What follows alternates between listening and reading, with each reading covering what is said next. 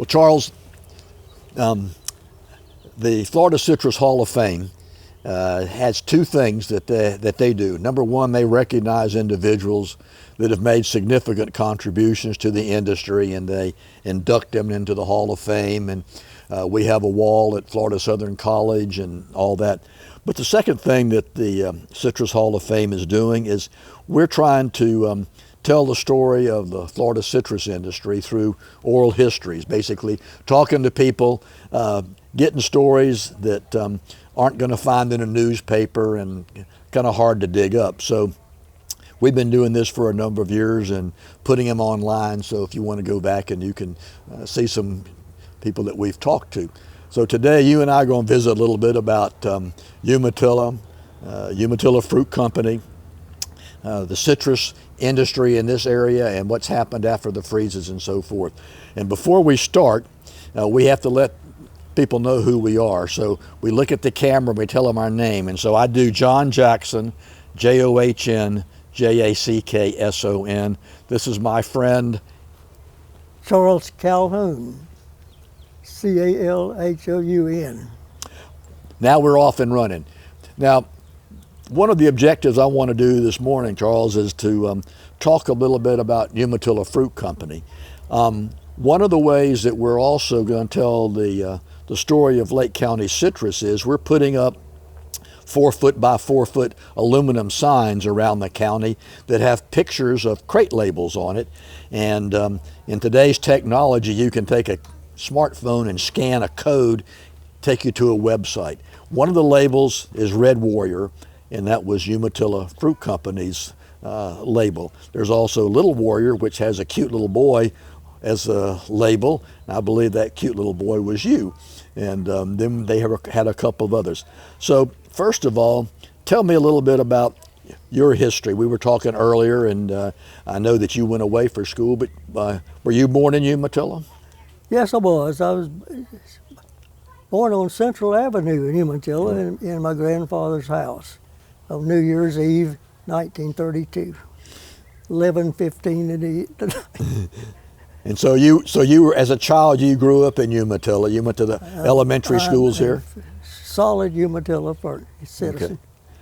But now when you reached, what, high school age, was that when you went away to school? Yes, I was parked off to military school as a freshman and spent 4 long, hard, miserable years there. Yeah. So, and so when you got out, what was the next step on your adventure? Next, I went to the University of Florida. I was a sophomore there, got drafted and sent to Korea. I have all kinds of good luck. So you get out of military school, you get to Gainesville, next thing you know, you're wearing a uniform and you're in Korea. That's right. After Korea, when I came back, I enrolled at Florida Southern College for their citrus program. GI Bill guy. Right. Yep. And so you, Professor Mack was there when you went to? Professor Mack was there, and he was part of the department. I can't remember the name of the other fellow, but it was they had a good citrus program. So you did you finish up at Southern and get a degree there before you came back to Umatilla? Yes, I came back to Umatilla. I was employed by Mount Dora Growers Co-op. Oh, okay. In Mount Dora. So when you left Southern, your first job in the citrus industry, the first quote real job in the industry then was working at Mount Dora Growers. Yeah. What did you do there? Well, I was supposedly an assistant.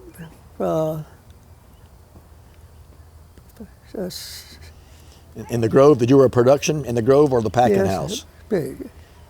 That was the title. It should have been flunky. Flunky. So you just did whatever you had to do, huh? Now, Mount Dora Growers had a packing house. They also looked after grows, I believe. When I came, Jimmy Cooper was the production manager. Was he there when you were there? Yes, I was his assistant production manager. Okay. AKA Floppy. Now, when was this? What what was the time frame approximately? This is going to be in the early 60s, after the freeze, wasn't it? I think it's around 57. 57, right in there. Okay. So you were there at Mount Dora Growers. How did you? What was your father had Umatilla Fruit though? You didn't come back to work for Dad. You went to work for the Mount Dora then. Right. There.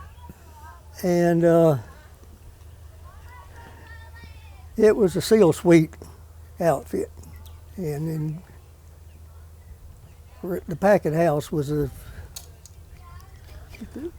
Yeah, the records from the Department of Agriculture for 1971 that I was looking over, that there were 3 big packing houses in Lake County, and the biggest packing house actually was Lake Region. Yeah. Golden Gem was next, and Mount Dora Growers was third. So Mount Dora was packing 750 to 800,000 cartons of fruit, which is a pretty good packing house, and it was a fairly large operation. Were you there when the '62 freeze came? That had to have been a challenge with the packing house. No, I had come back to Umatilla and started a grove service company.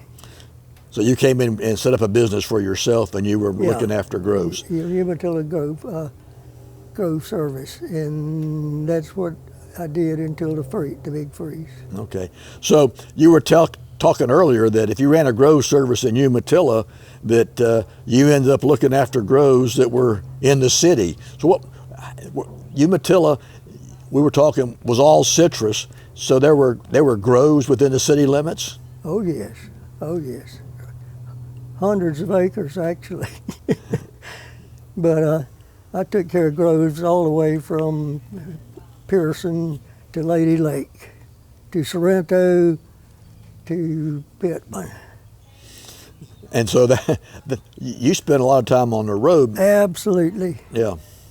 The headquarters was in Umatilla, but your territory basically covered North Lake County, Marion County, Volusia County, and probably even a little bit over into Seminole County if you had to. The bulk of it was in the 15 miles from Umatilla, probably. Okay. I think. And so what was the demise of your grove service? Cold weather? Exactly. And we've been talking about cold weather and freezes, and obviously if you're in Umatilla or in North Lake County, freezes have had a huge impact on the citrus industry here. And the records go all the way back. 1835 was a freeze, and at that time there were citrus growing all up the Georgia coast and South Georgia that was wiped out, and we moved, and then we had a freeze in 1894 and 95 that killed most of the citrus in Lake County, but growers still kept coming back in spite of the freezes and growing. Now you made it. You made it through the '62 and the '57 freeze. Yeah. My grandfather was in 85 freeze, and he said the night before they went to bed under a sheet, and the next morning they were wiped out, but they came back. Yeah, it's amazing how one night can change the entire history, and for growers, those nights were freeze nights and there wasn't a whole lot you could really do. I'm sure that people had lighter knots back then that they would try to light, and then after the 94, 95 freeze, some got really creative and trying to build shelters over trees and everything else, but it's really been a battle with cold weather. You could make a decision about fertilizer. It might take you 3 or 4 days, but whether you fired up a grove or not, you didn't. Yeah. You couldn't put that decision off. You had to make that night and go ahead and do it. And the freezes hit us first. Yeah. So, when did you finally close the grove business down? I beg your pardon? When did you close your grove business down? And with the event of the freeze. So in '83. Yeah. It was pretty obvious that severe damage was done. I remember that where we're sitting now was Farina's, and Nick Farina was a caretaker who managed to find out how to apply water from micro sprinklers to save the trunks and the scaffold limbs. But for many people, it was too late. 83, 85, and 89 was more than they could deal with. Well, a lot of my customers were out of state, and they were not going to replant. So. Yeah, they'd been getting a check every year, and all of a sudden you have to contact them and say, I'm sorry to tell you, but we've had a freeze and your grove is dead. I know you've invested that money someplace, and you can put $6,000 an acre back in it to bring the grove around. And that was when they said, what other option do I have? And we're off in the running with houses and a lot of land lying vacant. Yes, a lot of citrus land came on the market then. Mm-hmm. And in the long term, it helped boom. Well, we become a bedroom community as a result of that. There's some creative farming going on. We're right here where they're doing direct marketing and everything else. Well, tell me about your dad and your granddad then, and how they got involved with Umatilla Fruit Company. Well, my grandfather and his partner, Barney Dillard, of Eustis, started Umatilla Fruit Company. And it evolved to 4 packing houses. Or in reality, they were probably parking sheds, mm-hmm. but they put them close to the groves, and because of the transportation. I think in the late 30s, they dissolved the partnership. Mr. Dillard took everything to the south of Umatilla, and Granny took everything to the north of Umatilla. Okay. But it was aimable, it's something they'd agreed to do. So my grandfather ran the Umatilla Fruit Company until early 40s when my father took it over. My father had a back of the house in Volusia County called Calhoun Fruit Company. He dissolved that and took up the Umatilla Fruit Company. And he kept that until he closed it down probably before the freeze, as fresh fruit began to go south. Yeah, the advent of frozen concentrated orange juice was the much needed product that we wanted in Florida to be able to take advantage of the high sugar content we had in the juice. And I believe that probably the first plant was in Plymouth that Minute Maid had in the late 40s. But by the late 50s, Golden Gym down the road had a plant. There was a plant, B&W in Groveland. Minute Maid had one in Leesburg. Silver Springs had one in Howey, and then Florida Fruit was in Eustis. So we had 5 processing plants, and the majority of the fruit went there, but the packing houses were still strong. That was the end of packing houses. Yeah, but at one time you were telling me that there were 3 or 4 big packing houses right in downtown Umatilla. Where was Umatilla Fruit Company? Umatilla Fruit Company is in the middle of Umatilla, really. And there was another packing house across the road, the Exchange. And then the Austin brothers had one right up the road on the right side of the road. That's the 3 largest packing houses. There are 3 smaller ones, mm-hmm. but that was the far as Umatilla got with packing houses. Yep. And Umatilla Citrus Growers Association and Umatilla Fruit were side by side, weren't they? Across the street. Yeah. And you were saying that if you lived in Umatilla, your job was in citrus in one way or the other. Yeah, you're correct with that. Yeah, that's about all we had. Most of the fruit was graded and packed by women. And what'd you say that the money that they made, that was walking around money? Or Well, that was the money they made after the season was over. And Yep. they were drawing it from the government. They called it rocking chair. rocking chair money? But see, it worked out so nicely, and one of the big points I'm trying to make with all these videos and everything is that for years and years, the economic foundation of most communities in Lake County was a citrus packing house. The packing house was there. It employed a lot of mothers, women that graded, packed, sorted the fruit. And the packing houses didn't open until after school started. I mean, the first crops that we picked were maybe in September, October, but the packing houses were running strong in November. But the packing houses, most of the fruit had been run through the house before school got over. By April or May, most of the packing houses shut down. Well, when the packing houses shut down, a lot of the men went into watermelons. A lot of people that had the money to do it Yeah. planted watermelons. Sometimes they hit, sometimes they didn't. But they did that, plus they went into the grove caretaking, which is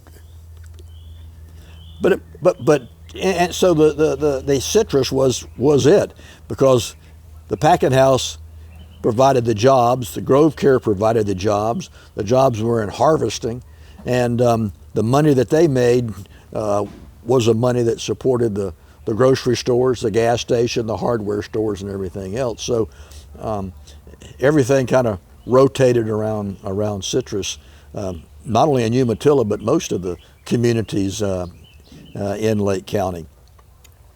I was reading something interesting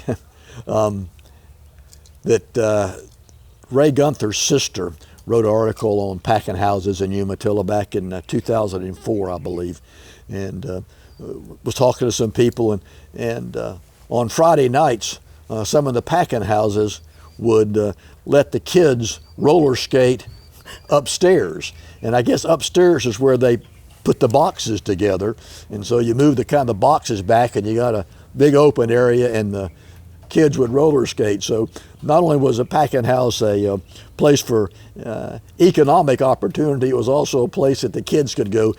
That was before video games and outdoor movie theaters, so the teenagers would roller skate in the upstairs of the packing house. hadn't heard that one. So But- all kind of things that happened. But Barney Dillard Jr. Was a versatile character. He was involved in many ventures, and he when he sold out to your family, and then he got involved with a packing house in Eustis, and then he sold that out, and Mr. Huffstetler picked it up. So we have families, Charles, that were so instrumental in the communities, like your grandfather and your father. And I'm finding out that the key to that was that they treated their employees like family members. And I get the distinct idea that people felt like they worked with your dad, not for your dad. It had to be a lot of times when Sunday night or Monday morning somebody was visiting the facility in Tavares to get a couple of guys out that had a rough weekend. Well, in a small town, you had to treat them that way. Yeah. Well, I know that that you've had a career in citrus, and it's probably been one that brought you some headaches, but I know it also was one that had to be very rewarding to be able to grow citrus and help growers out and everything else. Any particular growers that you remember that were those that kind of encouraged you or challenged you or whatever? Well, I had several out-of-state growers. Tennessee,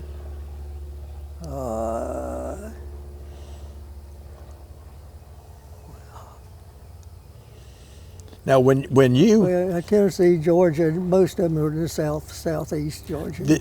and you handled the fruit for them. You didn't have a packing house, but No, I would either find a place for the fruit. Okay, so either about door growers, B&W, or anybody buying it. Yeah, I handled that for them. So even though it wasn't your grove, you kind of functioned, and a lot of caretakers did this. They did everything for the absentee owner. They managed the property and arranged for the sale of the fruit. Yeah, and most of them were here during the winter. Okay. Of them. So they could get into it. Would consult with them and give them advice. But yeah, some of them was characters. One of them had a tobacco warehouse that he claimed was 20 acres. And they only used it once a year. Yeah. For tobacco, They had their tobacco. He'd tell me how he would go down and mark them and give them that money that day. He never could figure out the what do you call it? The co-op thing where your money came in down the way. He said his wife was at the end of the line. She gave him their money on the right there on the spot. Yeah. Co-ops were strong in Lake County, especially up in here, because of the large number of small growers. And there were caretakers like you and Lawrence Atkinson that looked after groves, but they ended up, a lot of them, being in co-ops. Mount Dora had the co-op you worked for. Lake Region was a co-op. Golden Gym, the co-op. And this allowed small growers to kind of band together. But the disadvantage, like you said, was that the cooperative deal was that we share and share alike, and sometimes it took a while for the bookkeeping to get everything all caught up. And so you were picking this year's crop and still waiting on money from last year's crop. Exactly. And these people couldn't figure that out. Yeah. Yeah. So you were able to negotiate a little bit better deal than having to wait 18 months or 12 months to get the returns. But those were the days. Yeah. Well, Charles, it's been nice talking to you. Well, I appreciate it. And as we move through and hear stories about citrus, I hope people appreciate that it was folks like you that persevered and hung in there. And you grew up in a citrus family, and you understood citrus and realized that you were one night away from disaster, and but that was the way it was, and you learned to cope with it and move forward. Thank you. Pleasure to be here. Appreciate it. Yeah.